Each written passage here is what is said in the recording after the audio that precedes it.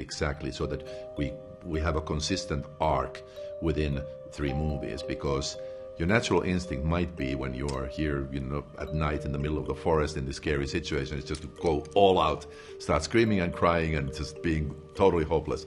But if you do that in every scene, then the movie is just one thing and has no peaks and valleys. So you have to kind of figure out exactly where you are at all times. So it was challenging, but it was really rewarding also to be able to, instead of 1 hour and a half movie, we have a 4.5-hour movie. So we really get to explore the characters and where they go and what these horrible events on the victims, what are the effects psychologically and physically, and also what makes the villains tick. I think that obviously there are various different genres in horror. There's zombie films and there's vampire things and there's supernatural things. But to me, the scariest is realistic horror, because as the audience you can relate to that and you can feel like that could be me in that situation. And that to me was the key to the 3 the Strangers movies, is to always keep it real, always make it relatable, always expose our deepest fears of being in our safest environment, which is our home. And you lock the doors and windows and you feel like this is my cocoon. But we are completely kind of, pulled into this artificial sense of safety. It's if somebody wants to break through that door or window or whatever, they can do it.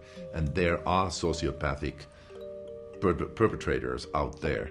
And it's just a matter of luck. They say that every 32 seconds there's a violent crime in the United States.